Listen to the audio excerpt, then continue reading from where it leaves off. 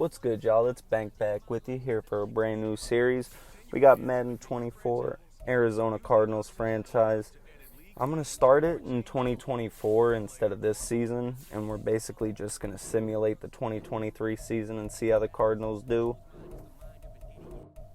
Once we've checked our lineup for the 2023 season and addressed what we want to upgrade, we're going to hop straight into the 2024 draft to get our new guys and start the season.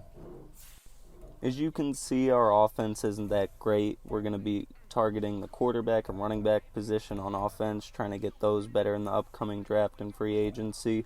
And on defense, we're mainly just going to focus on corner for the first season, and then we'll dabble in D-line as we get deeper into it. Here's the 2023 season recap. Looks like the Jets beat the 49ers in the Super Bowl. Ashton Davis won Super Bowl MVP, which is pretty shocking. Also, KJ Osborne won Offensive Player of the Year for the Vikings, which is truly shocking considering that Justin Jefferson is their main wide receiver. One of our biggest re-signs is going to be Marquise Brown. I got him to come back for 3 years at $11.5 million a year, so not a bad deal. We targeted Eckler in the first round of free agency. For this next one, I wanted to get a semi-cheap wide receiver, so I decided to go with Michael Pittman. We can get him for like $14.5 million a year, which isn't going to be bad because Brown's going to need some help. In the 2024 draft, we have the 3rd and 5th pick. With the 3rd pick, I decided to pick Kool-Aid McKinstry, corner from Alabama. He's not the fastest, but I feel like he's a good building block for our defense to start with. I was a little disappointed because with the 4th pick in the draft, Washington selected Shedeur Sanders from Colorado, and we were going to pick him with our 5th pick. So that really only left us Drake May or Quinn Ewers, and I wasn't going to draft Quinn Ewers.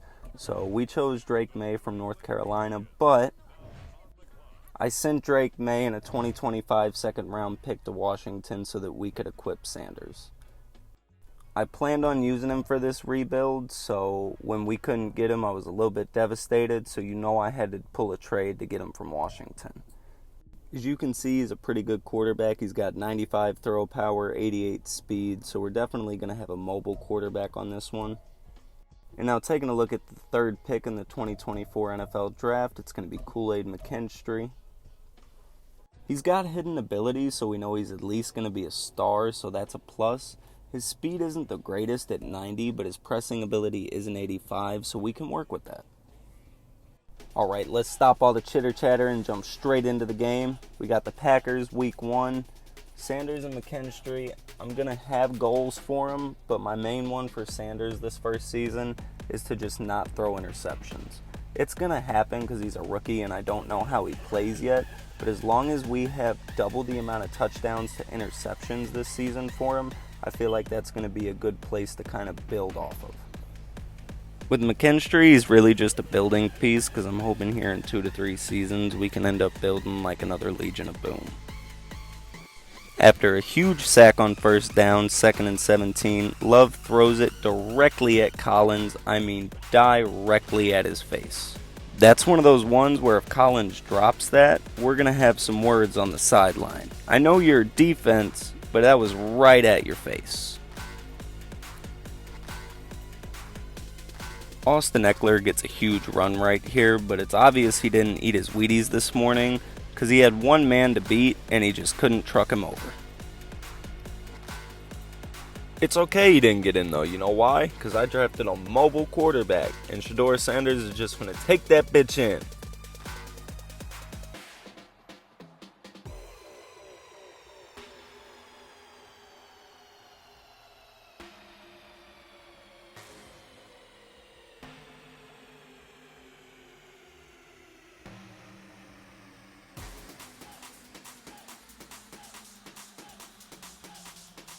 After Shedeur's big touchdown run, I started to get a big head, and after we got this user interception, I tried to run it back and then saw a pitch lane, and realistically I shouldn't have pitched it, but I thought it was there and we was up anyway, so I said fuck it.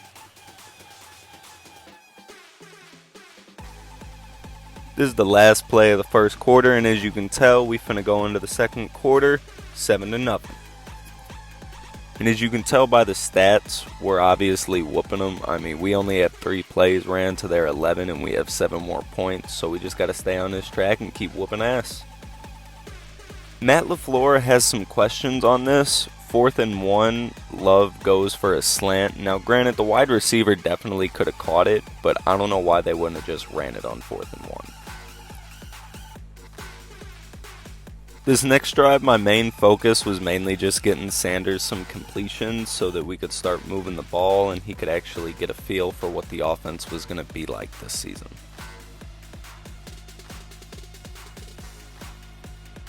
And it obviously started helping because on the very next play, Shedeur finds Michael Pittman for a 35-yard touchdown. And now granted, Pittman did make a guy miss, so this was a little bit more on him than Sanders, but Sanders still had to find that read, thread the needle, and get it in there. I mean, just look at this pass, right over the linebacker.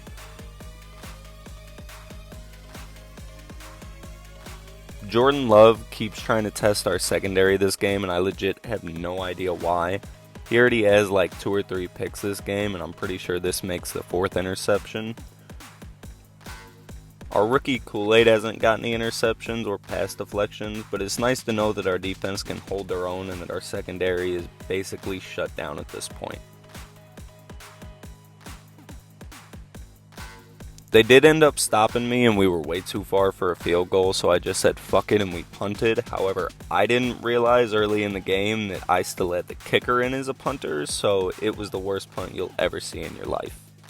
We didn't get the goose egg. They end up coming down and kicking a field goal right before halftime to make the score 14-3. Packers are going to go into halftime actually thinking they have some chance of coming back in this game. This is one of the main reasons I drafted Sanders, because when he doesn't have an open wide receiver, I need him to just be able to take off and get me first downs or at least 3 to 4 yards on a carry. That Packers defense ended up adjusting before halftime. We had a 3rd and 26, and I tried to dump it off to Eckler here just so we didn't force anything, and they stopped us, so we had to punt. But on 2nd down, Jordan Love does what he does best and threw it directly at a Cardinals player, so we get another turnover. Zaire White's going to pick up his first interception of the season, so not only can our safeties and corners get interceptions, but our linebackers as well. On the last play of the 3rd quarter, we just run it up the gut with Sanders, showing why we drafted a mobile quarterback.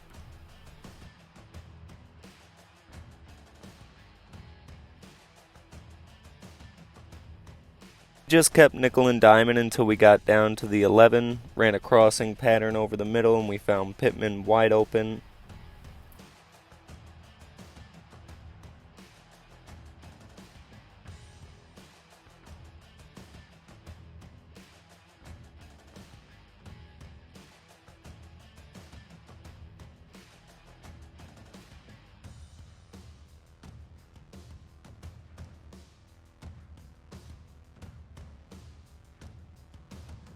So I can't even lie, I screamed at my TV as this happened, but this was probably one of the best throws I've ever seen in my life.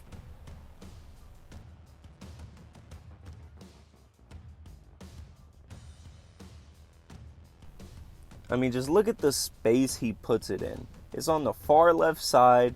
He puts it there right in the basket. You already know Eckler was feeling disrespected after that touchdown pass, so we gave him the ball. Tried to let him take it up for a touchdown, but as we've come to realize, he's just slow as shit. So I said fuck it, and I wanted to prove to everyone once again why we drafted a mobile quarterback. And as you can see, Shedeur Sanders there makes a man miss, makes another man miss, and then gets into the end zone like a fucking boss.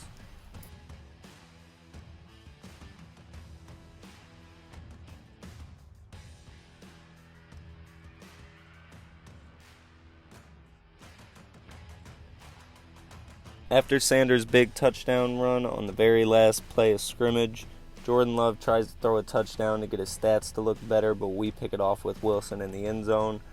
I tried to run it back for a pick six, but I just couldn't get the juke animation right there.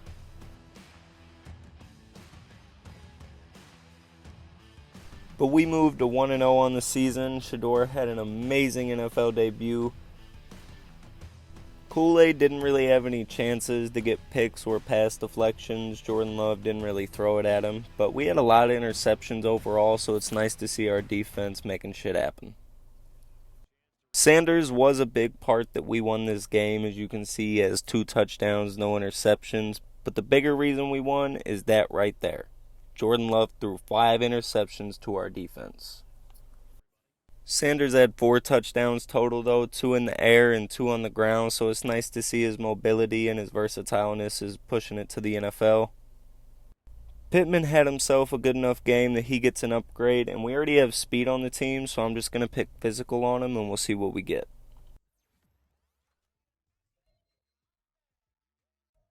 Alright boys, appreciate you tuning in. This has been episode 1. Make sure you subscribe, like, turn on that notification bell so you don't miss anything. And I'll see you boys in the next one.